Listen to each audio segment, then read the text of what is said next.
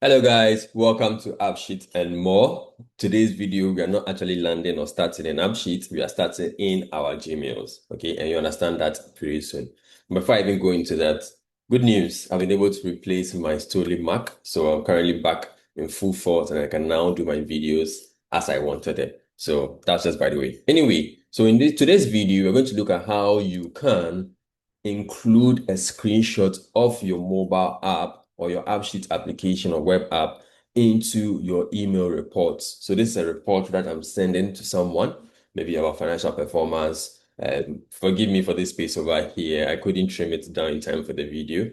And then you have KPIs over there and you have the dashboard. If you've watched a lot of our videos, you know that I have actually done a video on how you can create dashboards in AppSheet. So you have your dashboard over here. Then when you click on this, what happens is it opens the dashboard for you in AppSheet. Okay, so we're going to look at how you can add a screenshot in AppSheet. So let's go.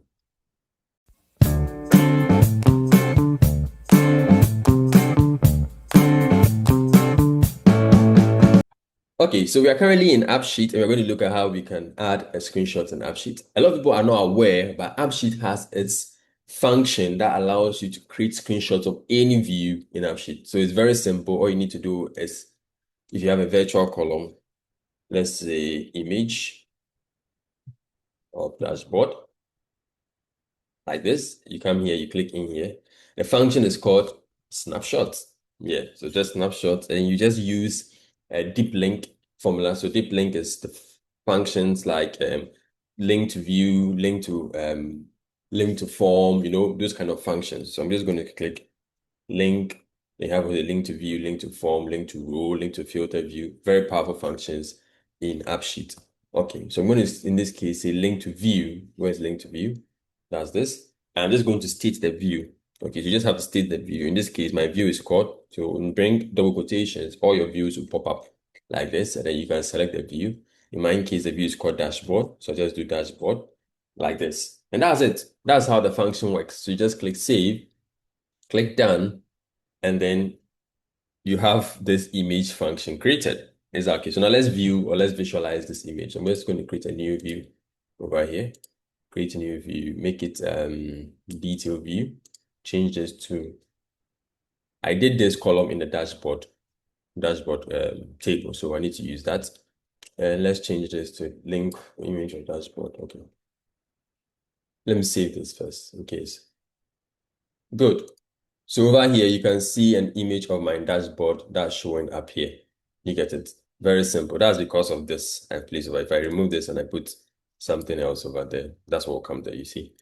The image of my dashboard. Okay, if I create any view, so let's say, I think there's an income statement view, or there's a statements view. Okay, statements. Click that and then save this.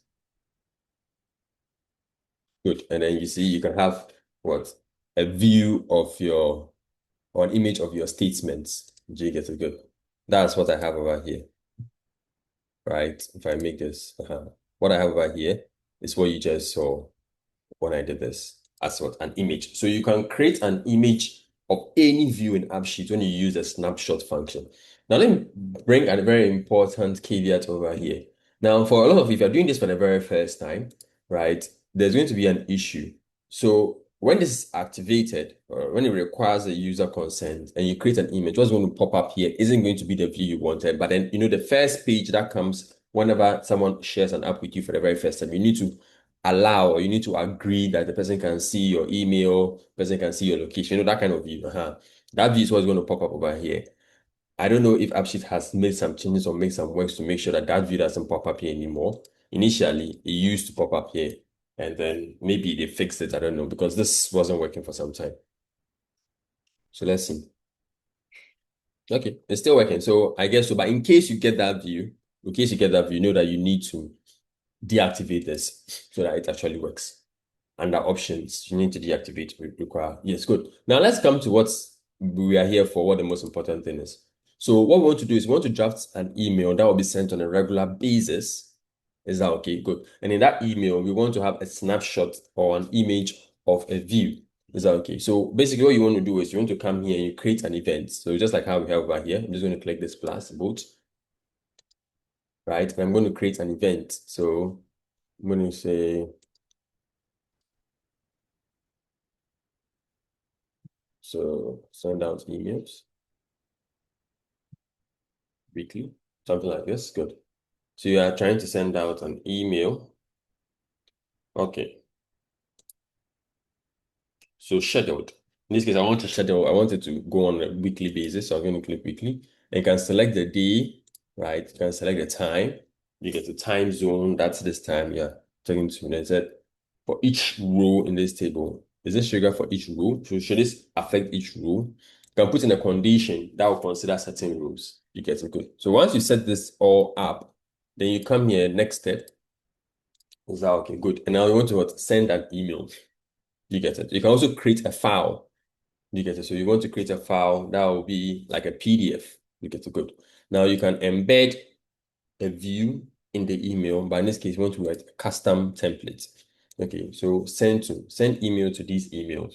Send the email to this email addresses. So you can put the emails of whoever you want to receive it over here. You can make it an automated formula. If the value is this amount, send it to this person. If it's for this department, send it to that person, you can compute it. And the email name, so how you want the subject or the header to be, and the body. Now, the body is where the action actually happens. So over here, you input how you want or the information you want over there. You get it? So let me just show you what I did for the final work. Good. So over here, do you see? So anything that is coming from AppSheet, that's a formula. In this case, this is a formula that's picking a dashboard value. I put it in this double arrows. You get it. The start date is also in this double arrows. Is that okay? Now I want to also show you where the image is. Good.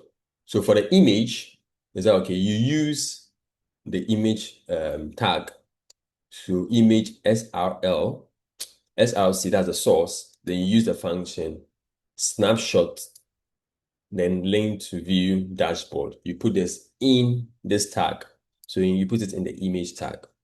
Is that okay? Good. You can get access or you can get help on this from Gemini. So you can just say, Gemini, I want to create an email in AppSheet, and then my function for the image is going to come from this. Just provide this. And then another important thing is, in order to be able to navigate to the view, so you realize that in this particular email, when you click on the image, it opens the app for you and it takes you directly to the dashboard. So the user is able to just go directly to the dashboard. They can what? Now tweak here and change the values and see how it affects your dashboard. Do you get it? Good. Now, in order for that to be happening, or in order for that to happen, what you need to do, you need to provide a link to that particular view. Is that okay? Good. So you use the A tag to do this. Now, all these things are HTML stuff. So you don't need to know it too much. You just come to the dashboard view. Okay. You come to your dashboard view, or the view you want in this case. You come to behavior. Then over here, you see the link that will take you to that particular view. Okay, so you copy this link. Good. And in addition to your link to create the image, that's a snapshot function, you can just draft something or anything you want with AppSheet in Gemini, and then it will just provide you something like this. So this I created with Gemini. Do you get it? And then it just drafted it beautifully for me. Good. And then once you have this in place, you can just save. Good. So you have your body over there. You can also provide a template as a file. Then you can preview what it will look like. Other email parameters, who they should reply to if they reply, who should come over there. And then you can also edit the from name. So if you don't want it to be your name because you are the one creating, you can say from maybe AppSheet and more, something like this. That will be the from name. Do you get it? Good. So once you're done with everything and you save, we can test this out. You can click here, click test. And then there are two buttons. So this is to execute the process, and this execute the event, and this execute the process. The process is actually what's sending out the email. So I'm not going to click the second one. Second execute. Good. It says failed, but don't panic. It says the reason why it failed is because this is not deployed. You can only send emails when the app is deployed. However, the email will be sent to the creator. You get it? So they're not, so you can actually test this out and see. So you can come to your email. Good. So when we come here into our email, we can see the email has been sent, and then you see all the information in relation to the email over here. This is your dashboard, and when they click, because we added the link, it opens up the dashboard and then they're able to see. So guys, I hope you learned something useful. The snapshot function is very useful, very handy. It elevates your emails, your reports to whoever needs to view your dashboard. So thank you very much for joining me for this video, and I hope to see you in the next one. Thank you. Take care. Bye, guys.